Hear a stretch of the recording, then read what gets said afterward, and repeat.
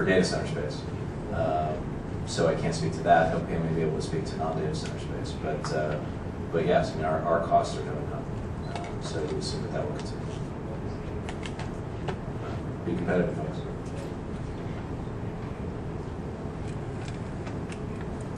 Yes.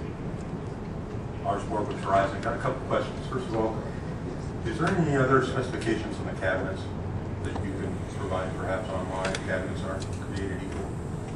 True. We can certainly share with you what we use today. I think that's not proprietary.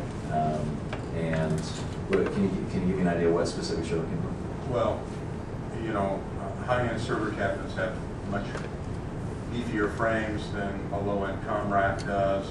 The grounding bars, you know, dual versus single, you know, just a lot of issues.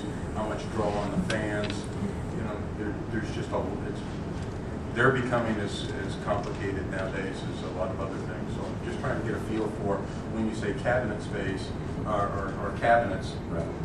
in Appendix C, page 1, what we're really talking about there. Just ballpark, you know, if you've got a particular make and model that you can provide all of us, that gives us something to go off of. Okay, well, I'll tell you what, we'll post that as part of the things that we're going to add to the website. We'll post some specifics there. Second question, and I apologize if it's in here. You know, you read these things, and sometimes you make note. Maximum distance is 65 miles out of town. Is there a minimum distance? We have not posted a minimum distance. So technically, if we wanted, it could be right here in town. We will be evaluating all of the risks associated with the facility. If the facility that you're proposing is 5 miles away from our other facility, that's going to be a high risk. Okay. So we are looking for outside the district, and I'll be a little bit more clear. We are looking for outside the district. We do not have a minimum distance.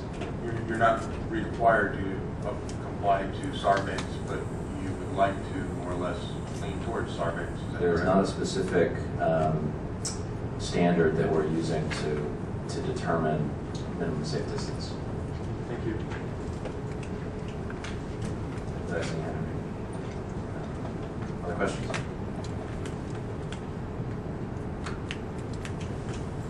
Yes. John Litvin's here, US. How many square feet are you assuming per rack when you state 8 kilowatts? Square feet per rack. And is that breaker density? Is that breaker density or is that actual kilowatt load? Well, off the top, I think it's kilowatt load. Dan, can you speak to that at all? How many square feet? How many square feet per rack was the first question, and then what was the second question? In that, what density are you looking to? How many square feet per rack? But then is that actual breaker or critical load? That 8 kilowatts? I think it's critical load. Yeah. Dan's nodding his head. And then square feet, I think is it 2 square feet, or is it?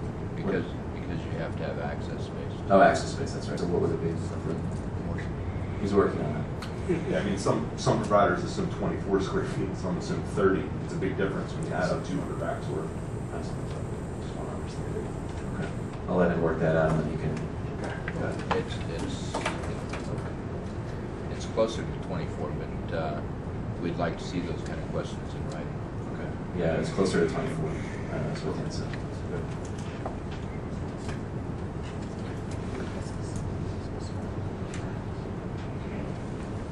Other questions?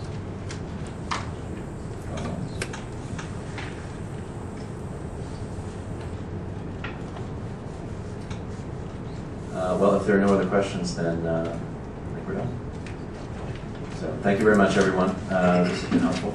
And again, if you do have any of the questions that you asked, you may feel free to ask them in writing. I would say because we are committing to a 24-hour next business day turnaround on answers, that you submit your questions as soon as possible. But we will get you answers just as fast as we can. And the proposal due date is December 8th at 2 p.m. Thank you. Plus the questions online, so everybody gets to see what everyone asks, so there won't be attribution.